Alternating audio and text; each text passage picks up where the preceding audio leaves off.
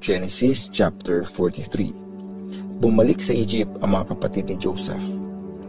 Lalo pang tumindi ang tagutom sa Kanaan. Noong naubos na ng pamilya ni Jacob ang mga pagkaing nabili nila sa Egypt, sinabi ni Jacob sa mga anak niya, "Bumalik kayo doon at bumili ng pagkain natin." Sinabi sa kanya ni Judah, "Winarningan po kami ng governor. Huwag daw kaming magpakita sa kanya kung hindi namin kasama ang bunso naming kapatid. Kung papayag po kayo na isama namin si Benjamin, pupunta kami doon at ibibili namin kayo ng pagkain.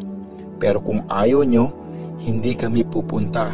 Kasi po, sinabi sa amin nung governor, huwag kaming magpapakita sa kanya kung hindi namin kasama ang kapatid namin." Sinabi ni Jacob, "Sobra niyo akong pinapahirapan sa ginawa niyong ito. Bakit niyo kasi sinabing may isa pa kayong kapatid?"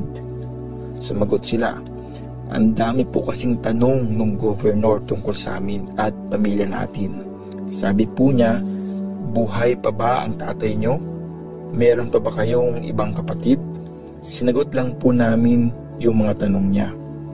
Malay po ba naming iutos niyang dalhin namin doon si Benjamin? Tapos, sinabi ni Judah sa tatay niya, "Pasamahin niyo na sa amin yung bata para makaalis na kami at di tayo mamatay sa gutom. Ako na pong bahala sa kanya. Promise, ibabalik ko siya sa inyo at pag hindi ko siya nabalik sa inyo, sisihin niyo ako habang buhay. Kung hindi niyo kami pinaghintay ng matagal, 2 beses na sana kami nakabalik ngayon." Sinabi ng tatay nila sa kanila, "Kung yon ang makakabuti, sige, payag na ako. Magdala kayo ng pinakamagandang produkto dito sa atin. Regaluhan nyo yung governor ng konting babango, konting honey, spices, pistachio nuts at almonds. Doblehin nyo ang dala nyong pera. Dalhin nyo din yung perang nabalik sa sako nyo, baka nagkamali lang sila ng lagay. Isama nyo na din ang kapatid nyo at pumunta na kayo doon. Tulungan sana kayo ng Diyos na makapangyarihan sa lahat. Maawa sana sa inyo yung governor para ibalik niya si Simeon at si Benjamin. Kung mawawalan ako ng anak, wala na akong magagawa." Dinala nga ng magkakapatid ang mga regalo at dinoble nila yung dala nilang pera. Tapos pumunta na sila sa Egypt kasama si Benjamin. Pagdating nila doon, humarap sila kay Joseph. Nang makita ni Joseph na kasama nila si Benjamin, sinabi niya sa alipin na in charge sa bahay niya, "Dalhin mo sila sa bahay ko. Tapos magkatay ka ng hayop at iluto mo yon. Sabay-sabay kaming manananghalian." Sinunod ito ng alipin at dinala ang magkakapatid sa bahay ni Joseph. Natakot sila nung dinala sila sa bahay.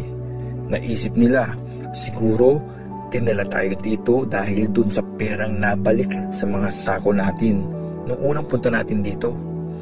Baka bigla tayong saktan, tapos kunin yung mga donkey natin at gawin tayong mga alipin.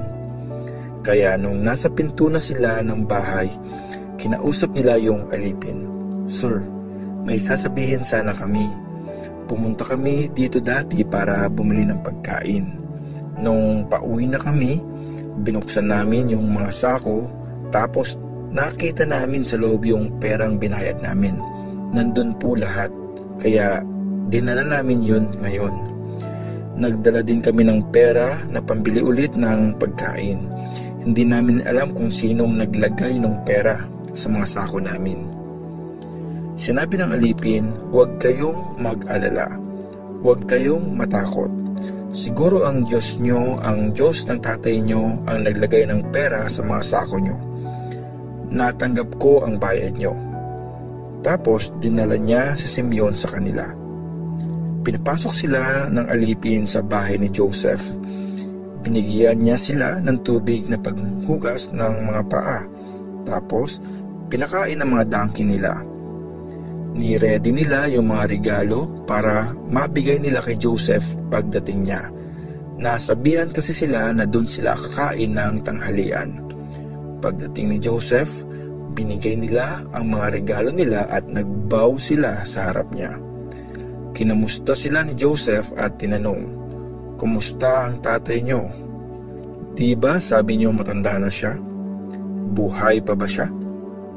Sumagot sila, "Okay naman po ang tatay namin na servant niyo. Buhay pa siya hanggang ngayon." Yumuko sila at nagbigay galang.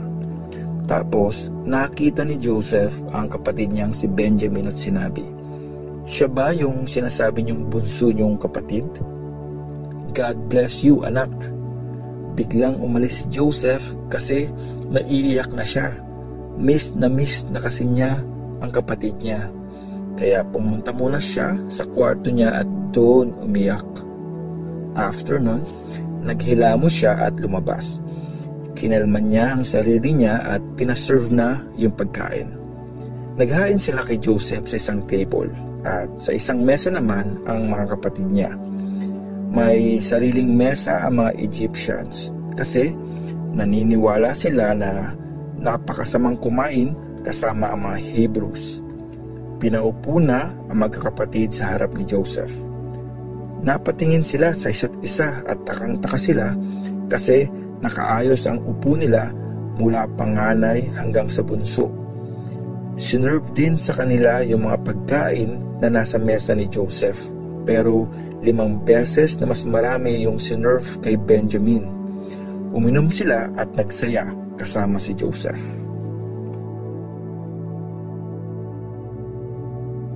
Genesis chapter 44. Ang nawawalang kopa.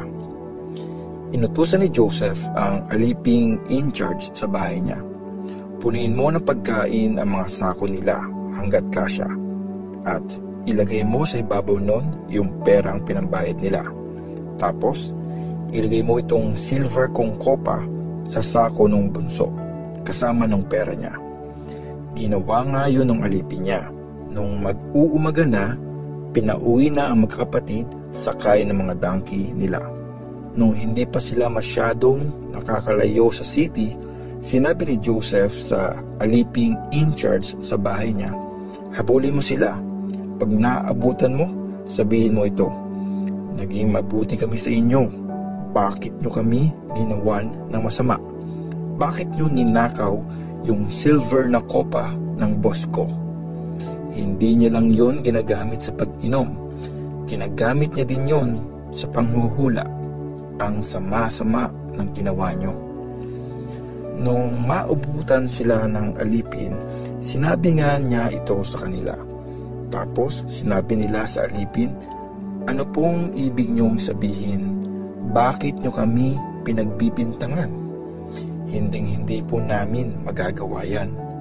Yung pera nga pong nandun sa mga sako namin, binalik namin sa inyo kahit galing pa kami sa Kanaan.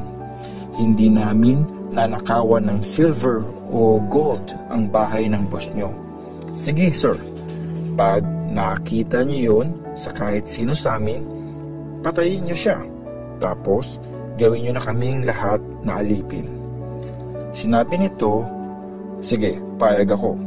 Pero yung kumuha lang ang magiging alipin. Tapos yung iba, pwede na akong umalis."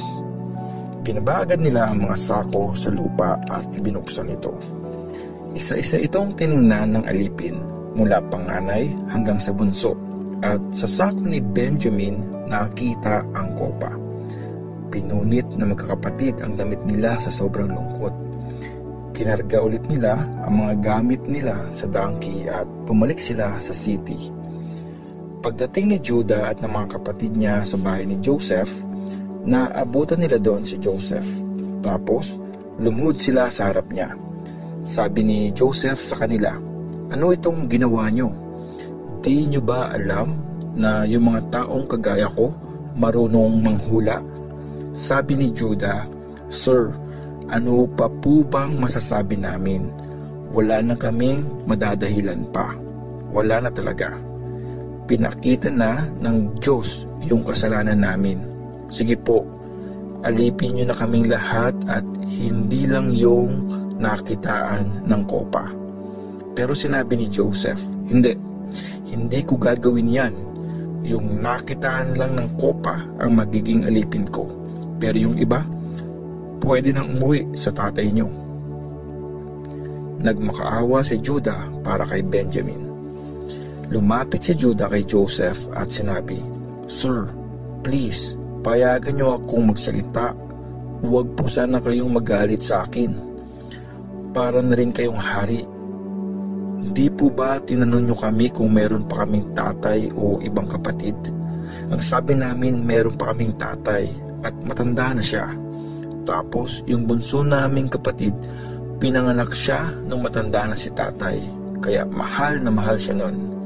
Yung kuya naman niya, patay na. Kaya siya na lang yung nag-iisang anak ng nanay niya. Sabi niyo dalhin namin siya dito para makita niyo siya. Pero nabanggit din po namin na hindi siya pwedeng malayo sa tatay niya. Kasi kung gagawin namin yun, mamamatay si tatay. Pero sinabi niyo sa amin na huwag kaming magpapakita sa inyo pag di namin kasama ang bunso naming kapatid. So pag uwi namin, kinuwento namin kay tatay lahat ng sinabi niyo.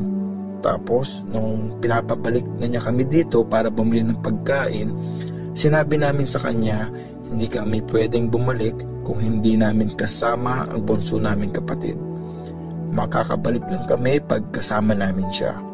Pero sabi ni tatay sa amin, alam niyo namang dalawa lang yung naging anak namin ni Rachel. Yung isa, iniwan na ako. Malamang nilapa siya ng mabangis na hayop kasi hindi ko na siya nakita simula nun. Matanda na ako.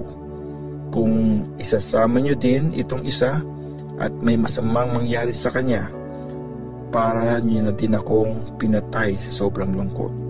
Sir, mahal na mahal ni tatay ang bunso namin. Pag umuwi kami ngayon at di namin kasama yung bata, mamamatay siya.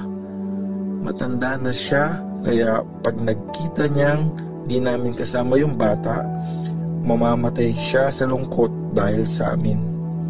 Nag-promise din ako sa kanya na pag hindi ko na iuwi ang bunso namin, ako ang sisisihin niya habang buhay. So ngayon, sir, ako na lang po ang gawin niyong alipin kapalit ng bunso namin at hayaan niyo na siyang makauwi kasama ng ibang mga kapatid niya. Paano ako uuwi sa amin kung hindi ko kasama ang kapatid ko? Hindi ko po kayang makita yung masamang bagay na pwede mangyari sa tatay ko. Genesis chapter 45. Nagpakilala na si Joseph. Hindi na makakontrol ni Joseph ang emosyon niya sa harap ng mga alipin niya. Kaya pinalabas niya muna sila sa kwarto. Silang magkakapatid lang ang nandun nung nagpakilala si Joseph sa kanila. Umiyak siya ng malakas at sa sobrang lakas ng iyak niya, narinig yun ng mga Egyptians at agad yung binalita sa palasyo. Sinabi ni Joseph sa mga kapatid niya, "Ako ito, si Joseph. Buhay pa ba talaga si tatay?" Natakot sila nang marinig ito kaya di sila nakasagot. Tapos sinabi ni Joseph sa kanila, "Tara dito." Lumapit nga sila at sinabi niya, "Ako yung kapatid niyong si Joseph, yung binenta niyo sa Egypt. Huwag na kayong mag-alala. Huwag niyo nang sisihin ang sarili niyo sa ginawa niyo sa akin. Dinala talaga ako dito ng Diyos para iligtas ang maraming tao. 2 years pa lang ang tagutom at may 5 years pang walang matatanim o maaani sa lupain. Pinauna ako dito ng Diyos para iligtas kayo at ang pamilya niyo. So, hindi talaga kayo ang nagdala sa akin dito, kundi ang Diyos. Ginawa niya akong pinakamataas na official ng hari. Ako din ang in-charge sa buong palasyo at namamahala sa buong Egypt. Umuwi na kayo kay tatay at sabihin niyong pinapasabi ng anak niyang si Joseph na ginawa ako ng Diyos na pinakamataas na official sa buong Egypt. Tapos, papuntahin niyo agad siya dito. Pwede siyang tumira sa Goshen para mas malapit siya sa akin. Pati ang mga anak niya, mga apo, mga tupa, baka, kambing at lahat ng property niya. Pag nandun kayo sa Goshen, maalagaan ko kayo. 5 years pa kasi ang tagutom at ayokong magutom kayo, pati ang pamilya niyo at mga alagang hayop." Sinabi pa ni Joseph, "Ngayon, nakikita nyo, pati ikaw Benjamin, na ako talaga si Joseph. Sabihin nyo kay tatay kung gaano ako ka-powerful ngayon dito sa Egypt. At sabihin nyo din lahat ng nakita nyo. Sige, umalis na kayo para maisama nyo na dito si tatay. After nun, niyakap niya si Benjamin at umiyak siya. Umiyak din si Benjamin at niyakap siya. Isa-isa niyang niyakap at kinis ang mga kapatid niya habang umiiyak. Tapos, kinausap na nila si Joseph. Nung mabalitaan sa palasyo na dumating ang mga kapatid ni Joseph, natuwa ang hari at ang mga officials nito. Sinabi niya kay Joseph, sabihin mo sa mga kapatid mo na punuin nila ng pagkain ang dala nilang mga hayop nila at umuwi na sa Kanaan. Tapos, bumalik sila dito kasama ang tatay at pamilya nila. Ibibigay ko sa kanila ang pinakamagandang lupain dito sa Egypt at makakain nila ang pinakamasarap na pagkain sa bansang ito. Ipagamit mo sa kanila ang mga karawahe ng Egypt para sa mga asawa at mga anak nila. Tapos, isama nila dito ang tatay nila. Huwag na silang manghinayang sa maiwan nilang ari-arian doon kasi magiging kanila naman ang pinakamagandang lupain sa Egypt. Sinunod nga ito ng mga anak ni Jacob. Binigyan sila ni Joseph ng mga sasakyan at mga pagkain sa pag-alis nila, tulad ng sabi ng hari. Binigyan din niya ang bawat isa ng mga bagong damit, pero kay Benjamin, 300 pieces na silver at 5 bagong damit ang binigay niya. Pinadala naman niya para sa tatay niya ang 10 donkey na punong-puno ng mga best na produkto ng Egypt at 10 donkey na may kargang grain, tinapay at iba pang pagkain para sa paglalakbay nila. Pinauwi na nga ni Joseph ang mga kapatid niya at sinabi, huwag kayong mag-aaway sa daan. So, umalis nga sila sa Egypt at umuwi na sa tatay nila sa Kanaan. Sinabi nila kay Jacob, buhay po si Joseph. Siya ngayon ang namumuno sa buong Egypt. Nabigla si Jacob at hindi siya makapaniwala. Pero nung makwento na nila sa kanya ang lahat ng sinabi ni Joseph at nung nakita niya yung mga sasakyang pinadala ni Joseph para makapunta siya sa Egypt, nabuhayan siya ng loob. Sabi niya, totoo nga, buhay ang anak kong si Joseph. Pupunta ako doon para makita ko siya bago man lang ako mamatay.